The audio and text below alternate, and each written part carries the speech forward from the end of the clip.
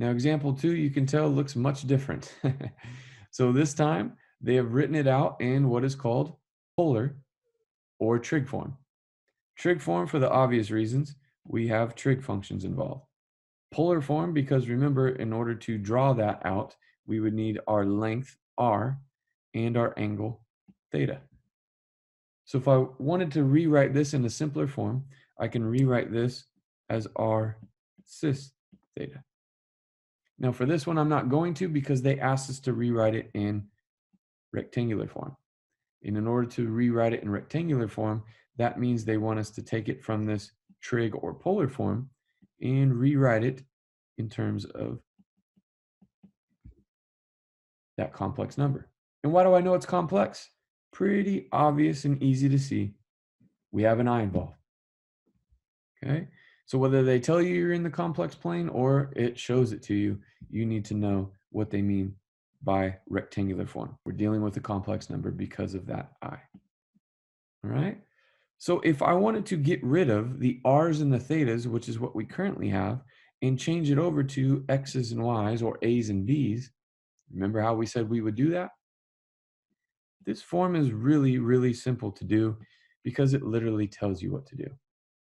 Now I know at the beginning we factored out this 10 because we didn't want to have to write it twice, but virtually it says to take 10 and multiply it to the cosine of 135. Then it also says to multiply it times the I sine of 135. And therefore, all we have to do is take and evaluate the cosine and the sine of 135. That's it. And hopefully you recognize 135 as one of our reference angles. Just don't forget what quadrant you're in. You should already have known what quadrant we're in because of the angle theta. 135 degrees is going to put us in quadrant 2. And therefore, we know the only thing that's going to be positive is the sine. And remember why. If I'm going to write this in our rectangular form, I already know that it's going to be negative something and then positive something I to get there. Because like we just said, to get there, we would have to go some negative value for x and then some positive value for y to get to that point. All right. So we know hopefully that 135 gives us a reference angle of 45. And remember we reviewed a little bit earlier the special right triangles, and hopefully you also have memorized the cosine and sine of 45. Doesn't get much easier than this. You know that it is root 2 over 2. But remember, this is where a lot of students make mistakes. It had to be negative for cosine. And then over here, we got our 10i times the sine of 45, which was root 2 over 2, and it was positive because of quadrant 2. And all we have left to do is simplify this mess, which we know what goes into each of those things. Well, I know 2 goes into the 10 5 times.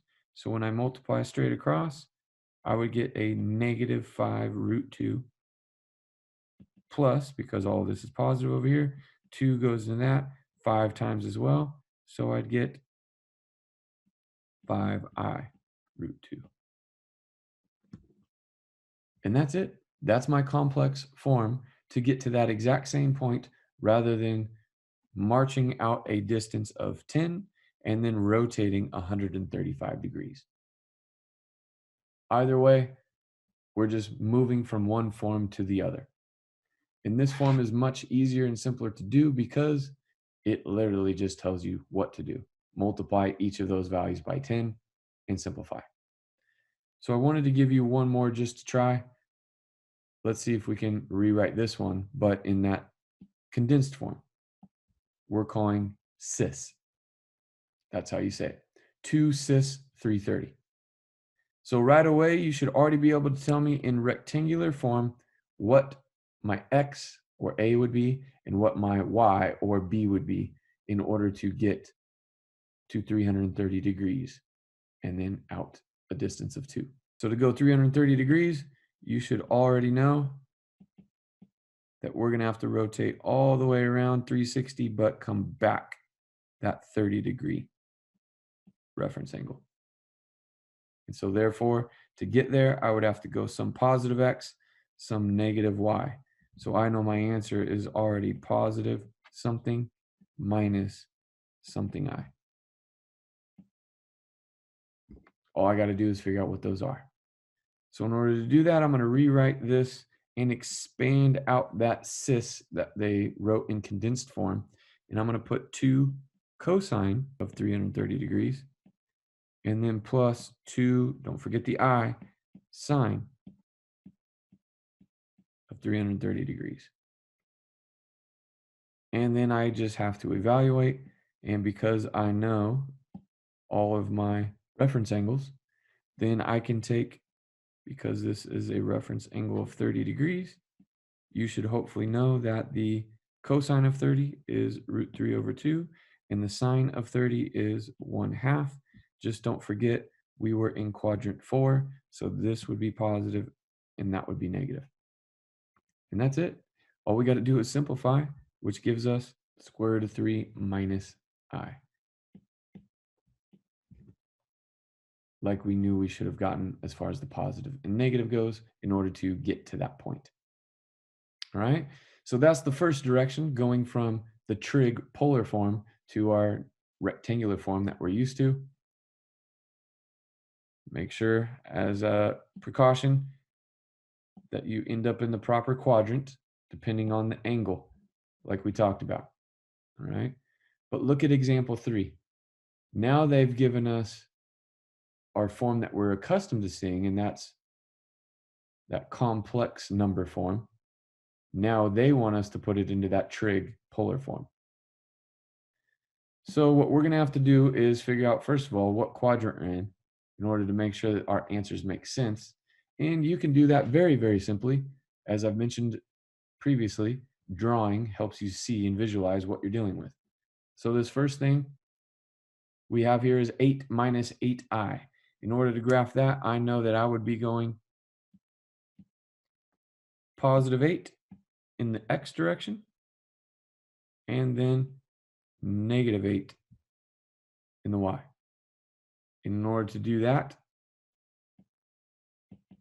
hopefully you recognize that those are the same lengths, which means when I go to draw this in to get my polar form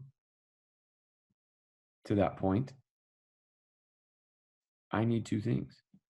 I need theta and I need r. And I can go and use all those formulas and everything that I gave you at the beginning of the video, or I can do it a lot faster. Because I know right then and there that because these 2 values, whether they're positive or negative, doesn't matter right now, but those 2 values are the same, then boom, I immediately should know that that has to be a 45-degree angle. Now remember, that's the reference angle. That's not how I would actually have to rotate all the way around to get there, the angle that I'm going to give them. But that also allows me to tell you what R is. Because remember, we reviewed at the very beginning that if these are each the same, then we knew in the 45, 45, 90 that this was root 2 times as big. And since we have what A is over here, then we know that this is 8 root 2. And guess what? I'm done. While you guys are still possibly using the fact that you know the A and the B, or the X and the Y, and you have to use the Pythagorean theorem for this to find that. And then you can use the opposite over adjacent, or Y over X, to find the inverse tangent. No, thank you. Now that's the way to do it without thinking, by just plugging it in and chugging away. But I like to think because it saves a lot of time. I already have my reference angle, theta, as well as my R. So when I go to write this answer, I know it's R cis theta. And if you remember, 360 less 45, well, I know 360 less 40 is 320. less 5 more is 315 degrees. And I'm done. Now remember, you can do it the other way. That's not an issue. That's why I gave you those formulas, but this is the fastest way. And that's what I always like to show you guys. Okay, so let's do another one here. Let's take a look at part B, 1 plus I root 3. Now I'm going to see if I can just quickly draw that out and see what I'm dealing with. I know I'm in quadrant 1, so when I go to draw this, I'm going to go over 1 and then up root 3. And hopefully those look familiar as well. Because when I go and I draw this in to get my polar form, to get to that point, I need to know this r and I need to know this theta. So of course you can use tangent, and hopefully you'd recognize it's root 3 over 1, and the value of tangent that gives us root 3 over 1, hopefully you said 60, which means this is 30, which means this is my a, this is my a root 3, and therefore I know that this is 2a. And since a is equal to 1, boom, I got all the things that I need, my r and my reference angle theta. So again, whether you do it this way using our special right triangles and all of our prior knowledge that we've been working to master, or you sit here and do the Pythagorean theorem and then go through and do the inverse tangent to get your reference angle, all of that will get you there. It's just knowing the special right triangles and some of those other values will get you there faster. So again, the way that I would write my final answer for this would be my r cis theta, which this one is in quadrant 1, so it is our reference angle.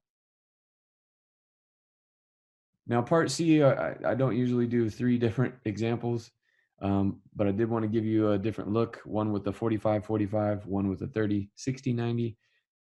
Then I wanted to give you one that has only one part of this complex number.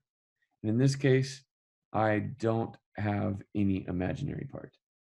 So again, if I was to graph this to find my length of my r and the angle, my theta that I'd have to rotate to get to that value, I know in order to graph that, negative 15 is in the real, and I'd go up and down none.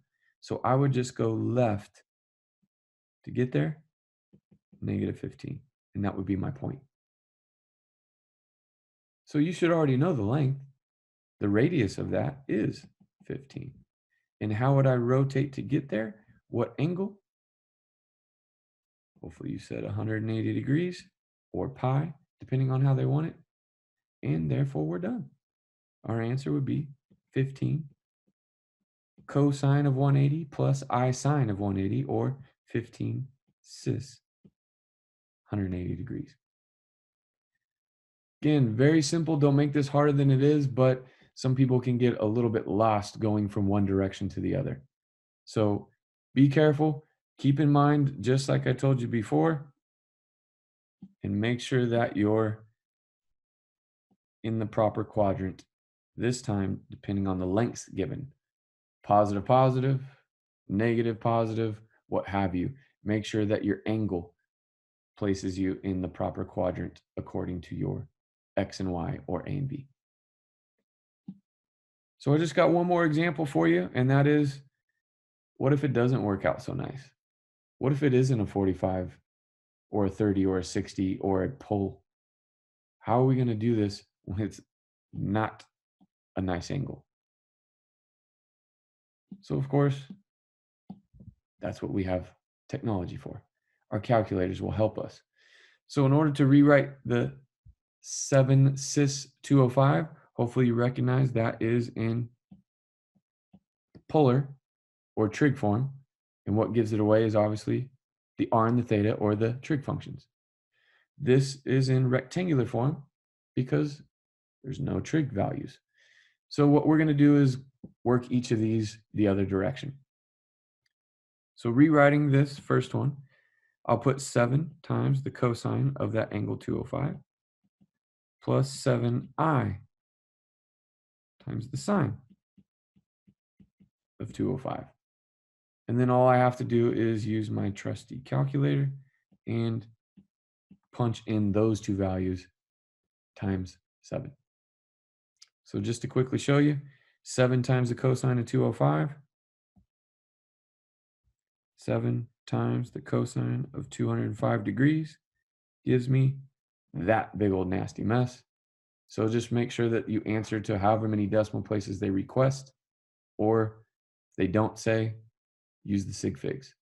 So in this case, we would have negative, which 205 degrees, I should already know is a little bit past 180. So I'd be in this quadrant. So it makes sense that I first got my x as negative, and you should also know that my y value would have to be negative to get there. If we took it out to 4 decimal places, and then instead of putting plus, I already know it's going to be negative.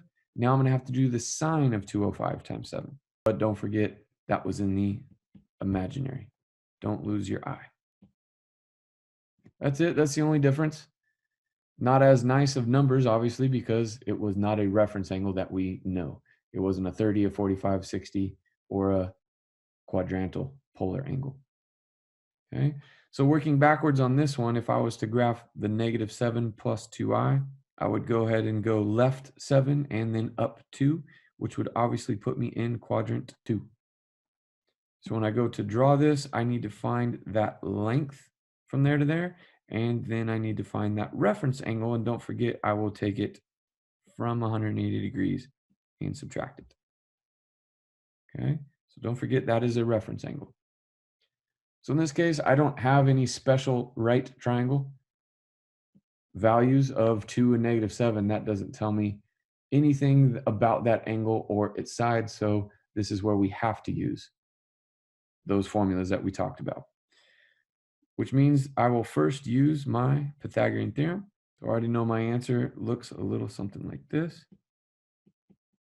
Now I'm going to keep writing cis because it's easier than writing cosine plus I sine of that angle that we're about to find. Now remember, in order to find that angle, we have to use the inverse to find angles of tangent, which remember is always the y over the x. So in this case, 2 over negative 7 to find, don't forget, that's going to give me my reference angle. Because when you go and punch this in your calculator, and I do the inverse tangent of 2 over my negative 7, look what it gave me. Negative 16 almost. That's not my answer. So even though I got negative 15.9454, I'll just take it to 2 decimal places. We'll do 15.95. That is not what's going to go there. Because if I went negative 15, that would only put me in quadrant 4. And that's not where I should be located. I am located in quadrant 2. So remember, what we said we would do is take 180 degrees and subtract that reference angle. So again, be very careful. That's one thing that a lot of students will miss. They'll just plug it in their calculator and not really think about where they're at. So I'm going to have to take that 180 degrees and subtract 15, which I'll subtract 10 to get 170, and then 5 more to get 165. And then I will subtract from 165 that 0.95, which I know is 164.05. So again, you can do that in your head without a calculator, and that would be what is called trig or polar form. All right, so not much to this, not very different, just more or less what we're using all of these things as, rather than vectors, what we dealt with in the past, or just x's and y's on our real rectangular number plane. So hang in there. This stuff will hopefully feel very familiar as we progress through, but that's all I got for you for this video. Until next time.